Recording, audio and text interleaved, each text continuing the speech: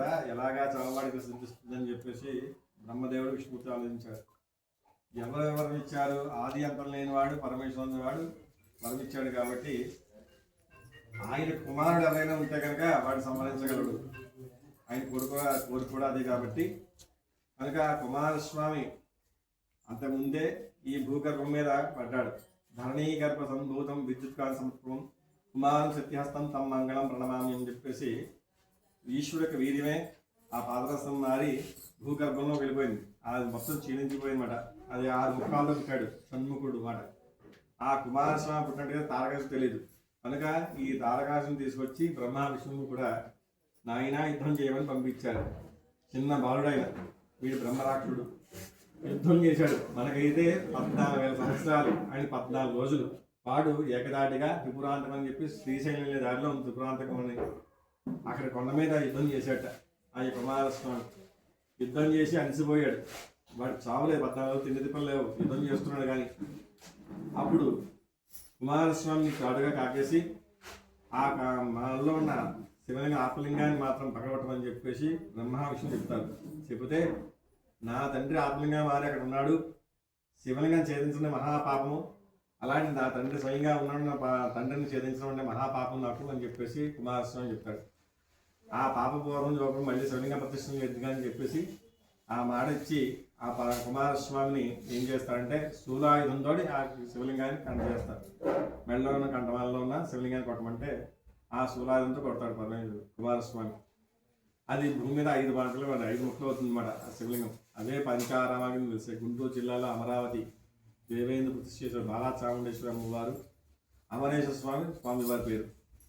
అక్కడ ప్రాంతం అంతా హిందూ ప్రతిష్ఠ చేశాడు కాబట్టి అమరేశ్వరం అమరావతి అని పేరు వచ్చింది. అక్కడ అమరారామము గురుబోడి భీమవరంలోని చంద్ర ప్రతిష్ఠ.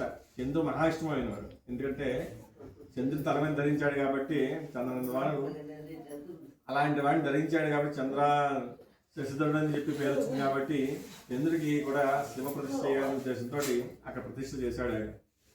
ఆ ప్రతిష్ఠ వల్ల ఏమవుతుందంటే పౌర్ణముందుకు నల్లగాను అమావాస్యకు నల్లగాను ఉంటుంది అక్కడ శివలింగం. అంతే చంద్రుడు క్షీణచంద్రుడు పౌర్ణచంద్రుడు అంటారు. అలా పుణ్యమైపోయిందంటే క్షీణిస్తుంటాడు, అమావాస్య చీకటి అయిపోతుంది. అలాగా ఆ శివలింగం కూడా తెల్లగా ఉంటుంది. పక్కన ఉంటుంది గుడుగుడు భీమవరం అని చెప్పేసి. ఆ గుడుగుడు భీమవరంలోని శ్రీరామచంద్రమూర్తి రామలింగం ప్రతిష్ఠ చేసుకుంటూ శ్రీరామకృష్ణుని అన్ని ప్రతిష్ఠ చేసుకుని భూమి మీద వస్తున్నాడు ఆయన. 7 కోట్లంగా ప్రతిష్ఠ చేశాడు ఆయన. దాంట్లో భాగంగా ఈ శివలింగం ప్రతిష్ఠ చేశాడు. అందుకనే శ్రీరామలింగేశ్వరుడు అని చెప్పేసి పాలకొల్లులో ఉంటుంది అక్కడ.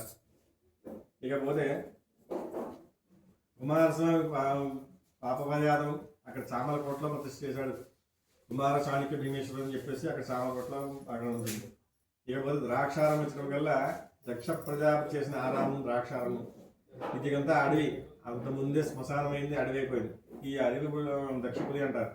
ఈ అడవి గురిలో ఏమైందంటే ఆ యొక్క శివలింగం మొక్కబడింది. ఎప్పుడైతే పడిందో ఓంకారంతో మొదలుపెట్టింది.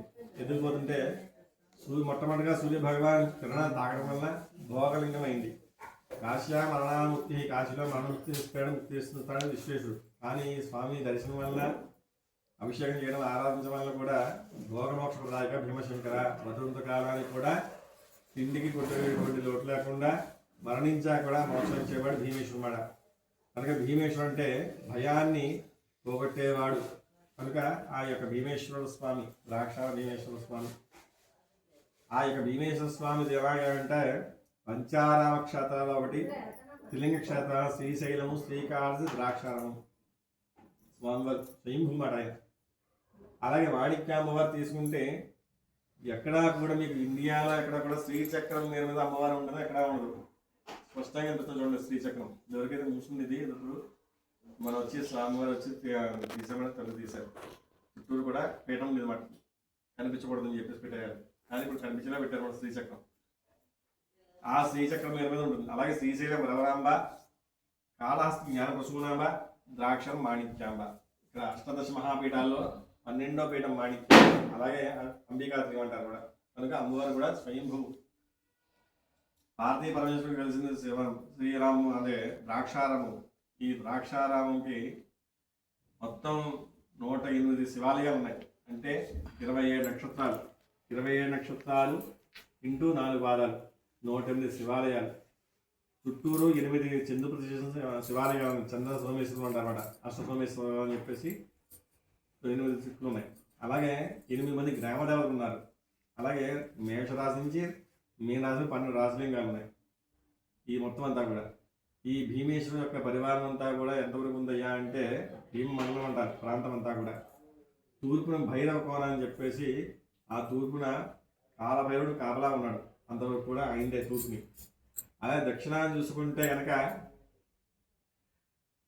దక్షిణాన అంతర్వేది లక్ష్మీ నరసింహస్వామి, ఉత్తరాదేమో పిఠాపురం దత్తాత్రేయుల వారు ఉన్నారు, పశ్చిమాన మళ్ళీ వీరభద్రస్వామి ఉన్నాడు, పట్టిసీమ అంటే రాజమండ్రి అలా.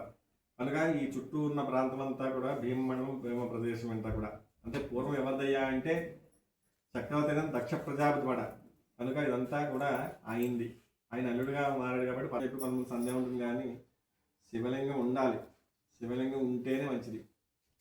ఈశ్వర అభిషేక ప్రియ ఈశ్వర. అలాగే ఐశ్వర్యాన్ని ఇచ్చి కూడా ఈశ్వరుడే. లక్ష్మీదేవి ఒకసారి అహంతో గర్వంతో పార్వతీదేవి సరస్వతీదేవి లక్ష్మీదేవి ముగ్గురు కూర్చుంటారు. కూర్చుంటే ఈ ఆడవాళ్ళ దగ్గర చీరలు నగలంటే మహాపిచ్చి. మాకు ఎంత ఉందంటే మాకు ఎంత ఉంది, మా నగలు ఉన్నాయి, మాకు చేసి ఉన్న లేకపోయినా ముందు చెప్తూ ఉంటారు. అలాగే లక్ష్మీదేవి అంతా నాకు లక్ష్మీ భాణవంతం అని చెప్పింది. పాపం సరస్వతీదేవి కూడా నాకు ఉంది, బ్రహ్మలోకంలో ఉందని చెప్పింది. కానీ పార్వతీదేవికి చెప్పుకోవడం లేదు. ఎందుకంటే ఆయన దగ్గర ఏం లేదు. రుద్రాక్షమాల పులి చర్మాలు తిరుగుతుంటాడు. ఆయన మంచు పర్వతాల్లో ఉంటాడు. కానీ ఒకసారి అడిగింది పార్వతీదేవి, నేను అడిగిన కోరిక తీర్చాలని చెప్పేసండి. పరమేశ్వరు అన్నాడు, యోగం ఉంటే వస్తుందని చెప్పాడు. అంటే సరే అన్నాడు. ఇల్లు కావాలని అడిగింది. ఇల్లు కావాలని అడిగితే ఆ ఇల్లు సరే అని చెప్పేసి ఈ లక్ష్మీదేవి ఎప్పుడైతే గర్వంతో ఉందో అప్పుడు ఏం చేశాడంటే ఆ రుద్రాక్షమాలలో రుద్రాక్ష చంపి పార్వతీదేవి ఇచ్చి ఇంత రుద్రాక్ష పట్టమని చెప్పి పంపించాడు. పంపిస్తే ఆ రుద్రాక్షమాల తీసుకువెళ్ళి ఇంత బరువుగా రుద్రాక్షం అని చెప్పేసి పాప అడిగింది. అడిగితే లక్ష్మీ భాణాలంతా రాకుండా వదిన నీకు ఎంత కావాలో తీసుకోమని చెప్పింది. అలా కాదు, స్వామి చెప్పిందల్లా నాకు ఎంత కావాలి, బంగారం చూసిందే కావాలని చెప్పేసి చెప్పాను. సరే అని చెప్పేసి ఎంత దాని వేస్తూ వచ్చేస్తుంది అని చెప్పేసి రాసి తెప్పించి వంకలు వేసింది. వంకలు 2 ఉంగరాలు వేసింది, 3 ఉంగరాలు వేసింది, మొత్తం 4 చేతి ఉంగరాలన్నీ వేసింది. ఈ చేతి ఉంగరాలు వేసింది, గాజులు వేసింది, వడ్డాణం వంకీలు అన్నీ వేసింది. లక్ష్మీదేవి ఆఖరి లక్ష్మీదేవి కూడా వచ్చి కూర్చుంది. లక్ష్మీ బాణాలు పెట్టేసింది. ఆవిడ కూడా వచ్చి కూర్చుంది. కూర్చున్నా కూడా తోకలేదు. వెంటనే ప్రార్థించింది, అన్నయ్య ఏమిటి నాకు ఈ పరీక్ష చేయాలని. అంటే అన్నీ మనం వేసుకునే ఆభరణాలన్నీ కూడా అంటే ఇందాక చెప్పినట్టుగా మనకి మనకి నిలబడుతుంది, మన ఆయుష్ పెరుగుతుంది. కానీ అహం కూడా పెరుగుతుంది. ఆ గర్వంతో ఏముందంటే నాకేముంది అన్న గర్వంతో ఏముంది కాబట్టి కొద్దిగా గర్వం ఆనందించాలని చెప్పేసి లక్ష్మీదేవికి ఆయన పర్మిషన్ చేసేటప్పటికల్లా లక్ష్మీదేవి ఒకటే చెప్పింది, నీకే వరం కాలకోరుకొని. వెంటనే పార్వతీదేవి అడిగింది కదా, నాకు గృహం నిర్మించమని చెప్పేసి కావాలని. సరే అని చెప్పి వెంటనే అది కుబేరుడి కింద ఆజ్ఞాపించాడు. కుబేరుడు లక్ష్మీదేవి తీసుకెళ్ళి విశ్వకర్మ అని చెప్పేసి ఆయనకి పెట్టాడు. విశ్వకర్మ వచ్చి మొత్తంగా బంగారు ప్రాకారాలు బంగారం ఇటుకలతో మొత్తం అంతా కూడా పెద్ద ఇల్లు కట్టాడు. ఇల్లు అంతా కట్టేశాక మరి బ్రహ్మగారు రావాలి కదా. బ్రహ్మగారు ఏమంటే సాక్షాత్ వెంకటాపదేశ్వరుడు రాముడు, ఎందుకంటే మరో బ్రహ్మ ఆయన, అన్ని వేద శాస్త్రాలను చదివిన ఆయన, ఇంకెవరూ లేడు. బ్రహ్మ తర్వాత అంత బ్రహ్మ జ్ఞానం లేడు. ఎక్కడ బ్రహ్మత్వం వస్తుందని చెప్పేసి ఆయన్ని ఇది చేశారు తప్ప నిజంగా సాక్షాత్ బ్రహ్మదేవుడు అన్నమాట. అష్టదశ పురాణాలు ఇతిహాసాలు అన్ని రకాలైన అన్నీ అవపోసపెట్టేశాడు. ఆ కైలాస పర్వతం తీసుకొచ్చాడు తల్లి కోసం. అంతవాడు ఆ రావణ బ్రహ్మ. కనుక ఆయన పురోహితంగా కాకేశారు. కాకేసి ఇల్లంతా కూడా గృహోపయోగం చేయించమన్నాడు. చేయించాక ఆ పార్వతీదేవి ఆనందంతో రావడానికి ఏం కావాలో కోరుకోండి. పరమేశ్వరుడు చెప్పాడు, మనకు ఉన్నది ఇద్దాం కంగాపడకని. అబ్బాయి ఎందుకంటే వీడు అంటే మనకు ఉన్న కోరిక మనకు వచ్చేసింది, అనుకున్న కోరిక నెరవేరిపోయింది. కనుక నీకేం కావాలో కోరుకోని చెప్పేసి అన్నాడు. వెంటనే అమ్మ నువ్వు తల్లి కాబట్టి చెప్తున్నాను, నువ్వు అడిగింది ఇస్తావు, అలాగే మాట తప్పమని చెప్పేసి అనుకుంటున్నాను, కనుక ఇస్తావు కదా అని అడిగాడు. మళ్ళీ నువ్వు అడిగింది ఏదైనా సరే తక్షణం ఇచ్చేస్తానని చెప్పింది. పరమేశ్వరుడు అప్పటికీ చెప్తున్నాడు, కంగపడదని నాకు ఇల్లు కావాలంటే. ఇల్లు కాదు, ఈ గృహం కావాలన్నాడు. అంటే ఇప్పుడున్న లంకాపతి ఏదండి, లంకలో ఉన్నది ఇల్లు పార్వతీ పరమేశ్వరుని మాట. అసలు ఆ ఇల్లు లగ్జరీ వెంటనే చెప్పాడు, మన గృహయోగం లేదు, ఇంటికి మళ్ళీ మన పొలం వెళ్ళిపోదని చెప్పి తీసుకెళ్ళిపోయాడు. అలాగా అంటే గృహ నిర్మాణం మనకి యోగం ఉంటే ఖచ్చితంగా వస్తున్నది.